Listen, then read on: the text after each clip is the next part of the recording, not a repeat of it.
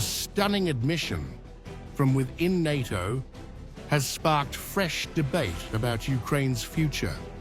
Czech President Petr Pavel has publicly stated that Ukraine may have to accept the temporary occupation of its territory by Russia, not as recognition of defeat, but as a strategic compromise to ensure its survival as a sovereign state.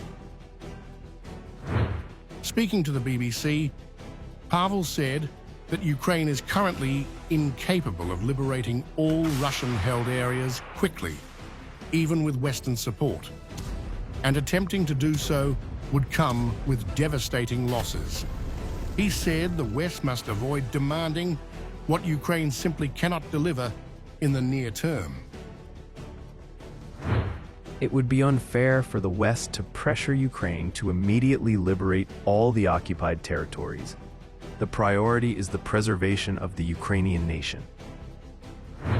In perhaps the most controversial statement of the interview, Pavel made it clear that Ukraine's territorial integrity may have to be compromised temporarily, not in principle, but in practice, if that's what it takes to avoid collapse.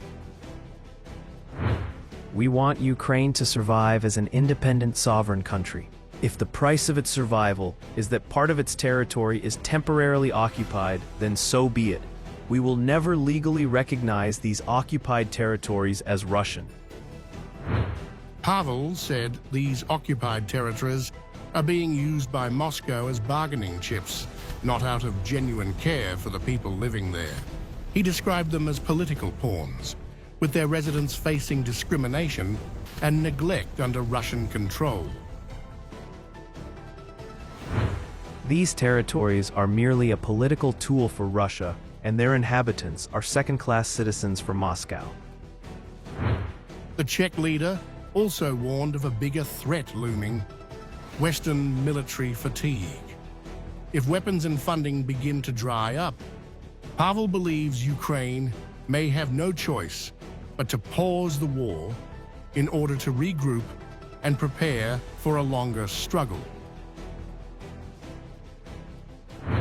If support from the West diminishes, Ukraine may have to make some compromises to gain time for economic and military recovery.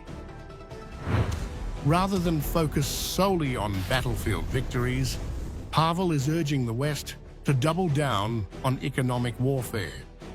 He believes that financial pressure will ultimately force the Kremlin to negotiate, something Moscow has refused to do under current conditions.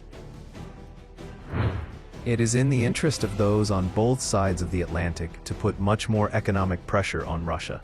Given the state of the Russian economy, they would not be able to remain under such pressure for long.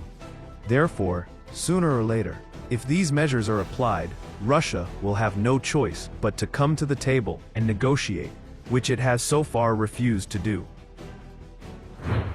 Looking further ahead, Pavel said, Ukraine's long-term strength lies not just in weapons, but in rebuilding, reform, and European integration. He believes that once Ukraine becomes part of the EU, its economic and civil freedoms will draw back even those regions currently under Russian control. If Ukraine becomes a member of the European Union, joins the single European market, and undergoes reconstruction after the war ends, the residents of the occupied territories will realize that they would be much better off in Ukraine than in Russia. President Petr Pavel's remarks underscore a growing realism or resignation within parts of NATO. His vision is not one of total victory, but strategic survival. It's a bitter pill for Kyiv, but one that some in Europe may soon see as necessary if Ukraine is to live to fight another day.